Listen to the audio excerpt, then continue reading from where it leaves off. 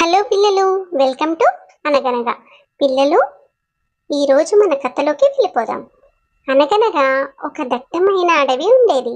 ఆ అడవిలో ఒక సింహం ఉండేది. అది చాలా చెడ్డది. ఆ సింహం అనగానే అడవిలోని జంతువులన్నిటికీ చాలా భయంగా ఉండేది. కానీ ఆ సింహం మాత్రం నేనే అడవికి రాజును అన్న గర్వంతోనే ఉండేది.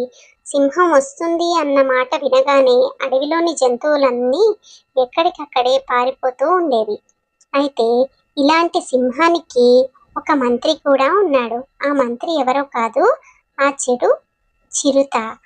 ఆ చిరుత ఎప్పుడూ కూడా సింహం ఒంటరిగా ఉన్న సమయంలో సింహం దగ్గరకు వెళ్ళి, రాజా, నీ అంత బలవంతుడు ఈ అడవిలోనే లేడు అంటూ పొగడ్తల వర్షం కురిపించేది.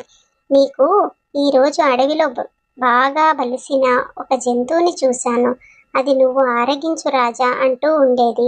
ఇలా మాయమాటలు చెబుతూ ఆ సింహం మనసును గెలుచుకునేది. సింహం, ఆహా, నా మంత్రి ఎంత మంచివాడు అనే ఆలోచనలోనే ఉండేది. ఇలా కొన్ని రోజులు గడుస్తూ ఉండగా అడవిలో కరువు వచ్చింది. కరువు వచ్చి చెట్లన్నీ కూడా ఎండిపోయాయి. అదేవిధంగా నేల మీద ఉన్న నీటి మడుగులు కూడా ఇంకిపోయాయి. ఇంకా ఆ అడవిలో ఒకే ఒక నీటి మడుగు ఉంది. ఆ నీటి మడుగు దగ్గర సింహం, చిరుత నీటిని తాగుతూ ఉండేవి. ఇలా తాగుతూ ఉన్నప్పుడు చిరుత మనసులో ఒక చెడు ఆలోచన వచ్చింది. అదేమిటంటే, రాజా, ఈ అడవిలో ఇదొకటే నీటి గుంట ఉంది. ఇది కూడా అయిపోతే మనం బ్రతికేదెలా? అందుకని ఈ నీటి మడుగు దగ్గరికి ఎవరినీ రానివ్వకూడదు అంది చిరుత. దాని మాటలు విని, ఆహా, నీకు నా మీద ఎంత ప్రేమ! అన్నీ ముందుగానే ఆలోచిస్తావు అని సింహం ఎంతో మురిసిపోయింది. అప్పుడు వెంటనే అడవిలోని జంతువుల దగ్గరకు వెళ్ళి, ఈ నీటి మడుగు దగ్గరికి రావద్దని ఇదే నా ఆదేశమని చెప్పు అని అంది సింహం. వెంటనే చిరుత అడవిలోని జంతువుల వద్దకు వెళ్ళి, ఈ అడవిలో ఒకే ఒక నీటి మడుగు ఉంది. మీరెవరైనా అక్కడికి వస్తే మీరు చావుకు దగ్గర కావాల్సిందే అని హెచ్చరించి వెళ్ళిపోతుంది. అడవిలోని జంతువులన్నీ వణికిపోతాయి. నీరు లేకపోతే మనం ఎలా బ్రతకగలం అంటూ ఆలోచన చేశాయి. అవన్నీ కూడా ఒక చోట చేరి ఆలోచిస్తూ ఉండగా అందులో తెలివైన ఏనుగు, ఎలా అయినా మనం ఈ దుష్ట సింహాన్ని ఎదుర్కొని తీరాలి అని అంది. ఆ మాట విని అందులోనే కాస్త తెలివైన కోతి కూడా ఉంది. ఆ కోతి ఏనుగు మాటలు విని, ఏం ఎదుర్కొంటాము, అక్కడ ఉన్నది ఇద్దరు బలవంతులున్నారు, ఒకటి సింహం, ఒకటి చిరుత. ఆ రెండిటి బారి నుండి మనల్ని మనం ఎలా రక్షించుకుంటాం? అవి మన మీద పడి ముందే చంపేస్తాయి అని అంది. కోతి మాటలు విని నిరాశగా కళ్ళు మూసుకుంది ఏనుగు. ఇలా మాట్లాడుతూ సాయంకాలం అయిపోయింది. ఇక మిగిలిన జంతువులన్నీ కూడా వేటి దారినవే వెళ్ళిపోయాయి. ఇలా కొన్ని రోజులు గడిచిపోయాయి. ఒకరోజు ఆ అడవిలోనే రెండు జింకలు పరిగెత్తుకుంటూ వచ్చాయి. ఒకటి అన్న జింక, ఇంకొకటి తమ్ముడు జింక. ఆ రెండు ఎంతో ప్రేమగా ఉండేవి. అయితే ఒకరోజు వాటికి విపరీతమైన దాహం వేస్తూ ఉంది. కానీ అన్న జింక అవేమీ పట్టించుకోకుండా కాస్త నిద్రలోకి వెళ్ళింది. అదే అదనుగా చూసుకుని ఆ తమ్ముడు జింక ఆ దాహాన్ని భరించలేక ఆ నీటి మడుగు దగ్గరకు బయలుదేరింది. ఎలా అయినా సరే ఈరోజు నేను ఆ నీటిని తాగుతాను, లేదంటే నేను చనిపోతాను అన్న భయంతో అది ఆ నీటి మడుగు దగ్గరకు వెళ్ళి అక్కడ నీళ్లు తాగుతూ ఉండగా ఆ నీళ్లలోంచి ఒక రంగురంగులు గల ఒక మాయా చేప ఒకటి ప్రత్యక్షమైంది. ఏ జింక, ఏంటి నువ్వు చేస్తున్న పని? ఆ దుష్ట సింహం ఆజ్ఞను నువ్వు వినలేదా? ఇలా చేస్తున్నావేమిటి అని అడిగింది. విన్నాను, కానీ నేను దాహంతో కూడా చనిపోతాను కదా, అందుకే ఇక్కడికి వచ్చాను అని అంది ఆ జింక. ఆ మాటలు విని చేప ఎంతగానో ఆశ్చర్యపోయింది. ఇంతలోనే వెనుక నుంచి ఒక గాండ్రింపు వినిపించింది. ఎవరా అని జింక తిరిగి చూస్తే అక్కడ ఆ దుష్ట చిరుత ఉంది. ఇంత చిన్న జింకవైన నీకు ఎంత పొగరు అని ఒక్కసారిగా ఆ జింక మీద పడి చంపేసింది. అక్కడే ఉండి ఆ దృశ్యాన్నన్నిటినీ చూస్తున్న రంగురంగుల చేపకు కన్నీళ్లు ఆగలేదు.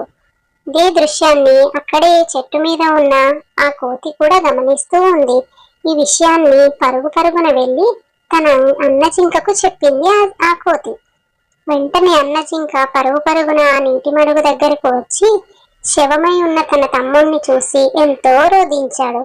నేను ముందుగానే చెప్పాను, కానీ నా మాట నువ్వు వినలేదు అంటూ ఏడుస్తూ ఉంది. ఇంతలోనే ఆ నీటిలోంచి ఒక ప్రకాశవంతమైన కాంతి వెదజల్లింది. ఆ కాంతిలో నుండి ఆ మాయాచేప ప్రత్యక్షమై ఆ మాయాచేప ఒక జలకన్య రూపంలో ప్రత్యక్షమైంది. ఆమెను చూడగానే జింక, కోతి ఆశ్చర్యపోయారు. నువ్వు ఎవరు అని అడిగారు. నేను ఒక జలకన్యను, నాకు మాయా విద్యలు తెలుసు అని చెప్పింది. అయితే నీకు మాయా విద్యలు తెలిస్తే నువ్వు ఆ సింహాన్ని చంపేసెయ్యు అని అంది కోతి. నో, నేను చంపను. చావు బతుకులు ఆ ఈశ్వరుడి చేతిలోనే ఉంటాయి, కానీ అవి ఏ రోజుకైనా ఒకదానికొకటి కొట్టుకొని చనిపోతాయి. మీరు ఒక పని చెయ్యండి అంటూ చెప్పింది. ఏ కోతి, నువ్వు ఏం చేస్తావంటే సింహం దగ్గరకు వెళ్ళి చిరుత అడవికి రాజు అవ్వాలనుకుంటుందని చెప్పు. అప్పుడు అది నీ మాట నమ్ముతుంది. జింక, నువ్వేమో చిరుత దగ్గరికి వెళ్ళి నువ్వు మాత్రమే అడవికి రాజువు కాగలవు, అన్ని అధికారాలు నీకే ఉన్నాయి అని చిరుతకు చెప్పు. అది కూడా నీ మాట వింటుంది అని అంది. అప్పుడు కోతి, అవి మా మాటను ఎందుకు వింటాయి అంటే, నా దగ్గర ఒక మంత్రదండం ఉంది. నేను ఆ మంత్రదండంతో మీ మీద ఒక కాంతిని వెదజల్లుతాను. దానితో మీరు ఏమి చెప్పినా కూడా ఆ జంతువులు నమ్ముతాయి అని ఆ జలకన్య చెప్పింది.